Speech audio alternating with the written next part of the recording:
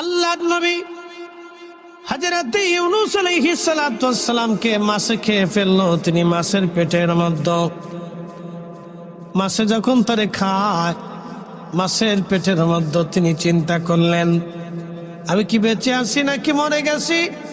খোদার নবী হযরত ইউনূস আলাইহিস সালাম মাছের পেটের মধ্যে যে নড়াচড়া দিয়ে বললেন, না বেঁচে আছি। তখন তিনি দাঁড়াইয়া মাছের পেটের মধ্যে সেজদার মধ্যে চলে যায়, বললেন, লা ইলাহা ইল্লা আনতা সুবহানাকা ইন্নী কুনতু মিনাজ জালিমিন।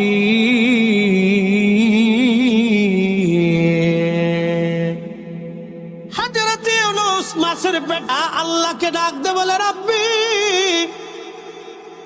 সাগরের গভীরে তোমার জিকির করে কারা? আল্লাহকে ডাক দে, কারা? সাগরের গভীরে তোমার জিকির করে কারা? সাগরের গভীরেও তোমার আল্লাহ আল্লাহ আল্লাহ আল্লাহ আল্লাহ আল্লাহ আল্লাহ আল্লাহ জিকিরের আওয়াজ আসে। আল্লাহ কারা জিকির করে? আল্লাহ বললেন, ইউনূস, সাগরের পানি, সাগরের মাছ, সাগরের কঙ্কর, সাগরের বালি, সাগরের পোকামাকড়, সাগরের জীব জানোয়ার, আমি আল্লাহর অল টাইম সর্বসময় আল্লাহ আল্লাহ আল্লাহ আল্লাহ জিকির করে। সাগরে, জরে, জঙ্গলে, পাহাড়ে, পর্বতে, ভূমণ্ডল আর নবমণ্ডল, এমন কোন জায়গা নাই যেখানে আল্লাহ জিকিরের আওয়াজ না চলে। অতএব মুসলমানের ঘরে ঘরে জিকিরের আওয়াজ দরকার। কথা বলেন ঠিক কিনা? মুসলমানের ঘরে ঘরে জিকিরের আওয়াজের কারণে আমাদের দেশের আগে মুসলমানের ঘরে ঘরে মিলাদ হতো। আসতে কম কেন, জোরে বলেন। ঘরে ঘরে মিলাদ হতো, ঘরে ঘরে মিলাদ, ঘরে ঘরে মিলাদ, ঘরে ঘরে মিলাদ। প্রথমে কোরআন শরীফ তেলাওয়াত, তারপরে নবীর দুরূদ, তারপরে জিকির, তারপরে দোয়া, সবই আল্লাহর জিকির। কি কথা না? আমরা যখন মিলাদ পড়ি, আল্লাহুম্মা সাল্লি আলা সাইয়্যিদিনা মাওলানা মুহাম্মদ, আল্লাহুম্মা, হে আল্লাহ, জিকির হলো কার? আল্লাহ। সাল্লি আলা, আমার দুরূদ তার উপরে। সাইয়্যিদিনা, যিনি আমার সাইয়্যিদ, আমার শিরতাজ। মাওলানা, যিনি আমার দুনিয়া আখিরাতের অভিভাবক। মুহাম্মদ সাল্লাল্লাহু আলাইহি ওয়াসাল্লাম, ওই নবী আমার দুনিয়া আখিরাতের অভিভাবক। তার উপর আমার পক্ষ থেকে সালাত, হে আল্লাহ, ওয়া আলা আলে, এবং তার আহল, তার পরিবার, তার বংশধর, তার আহলে বায়াত। সাইয়্যিদিনা, আমার সাইয়্যিদ, মাওলানা, আমার অভিভাবক মুহাম্মদ, আল্লাহ তার উপরেও আমাদের দরুদ ও সালাম। একবার জোরে বলবেন কি মারহাবা?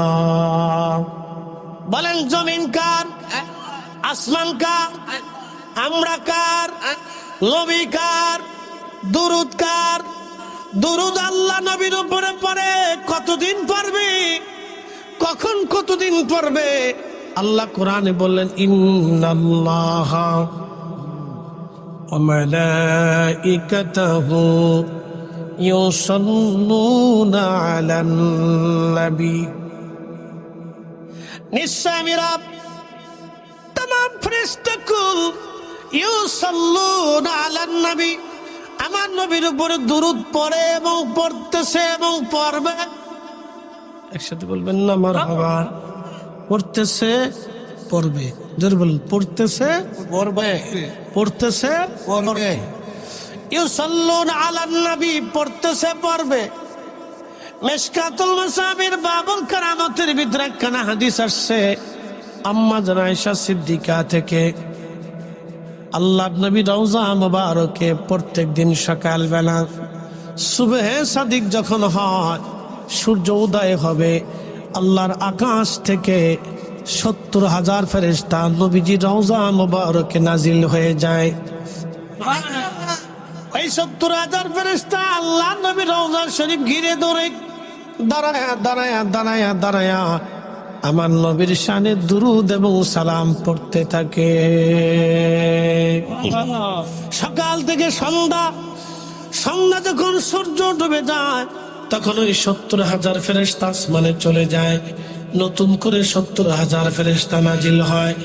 ওই নতুন 70,000 ফেরেশতা নাজিল হইয়া আমার রসুলের রওজা মুবারক ঘিরে ধরে দাঁড়াইয়া নুরানি পাখাগুলি বিস্তার করে একসাথে 70,000 ফেরেশতা দুরূদ সালাম পড়ে।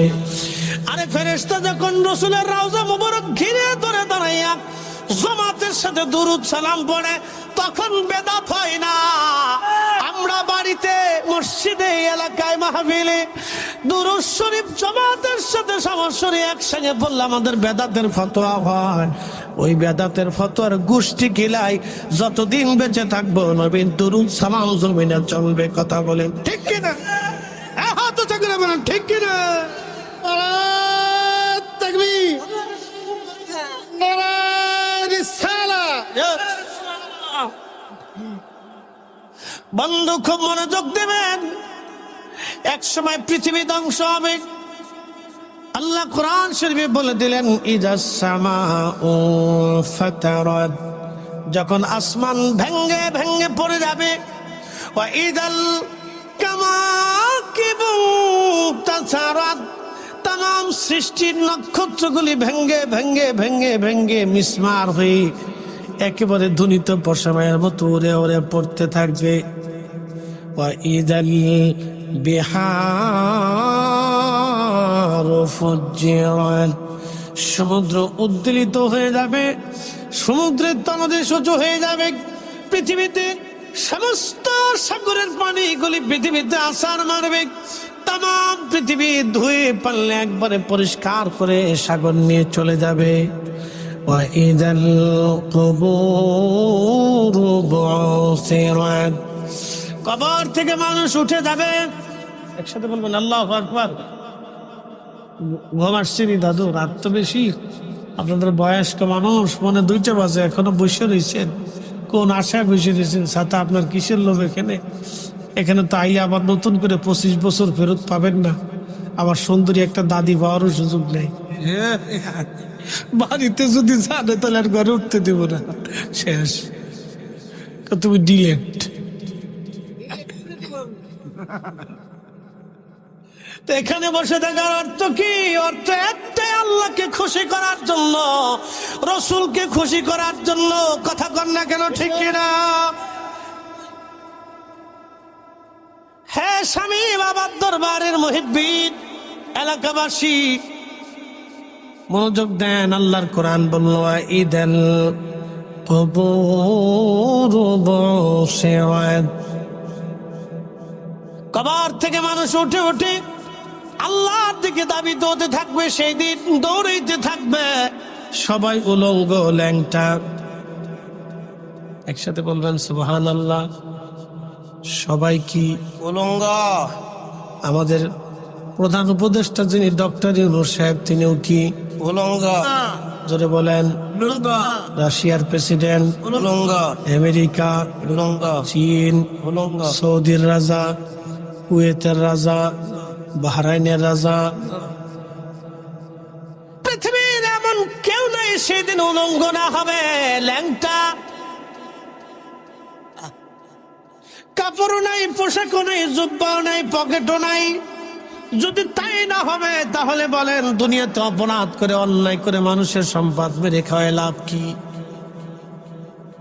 ঠিক আছে, ওদিন তো ল্যাংটাই উঠবো, উলঙ্গ উঠবো, কিচ্ছু থাকবে না সেই দিন। আহা, উঠবো সেই দিন একা একা, আল্লাহর আদালতে দাঁড়াবো একা একা। সেই দিন পোশাক হবে না, কিছুই হবে না।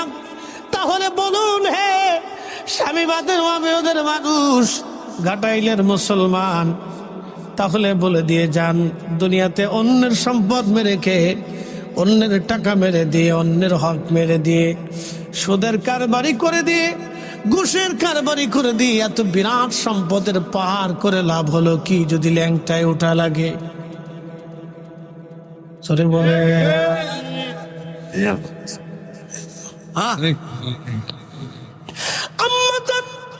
আয়েশা ডেকে বলে, হুজুর,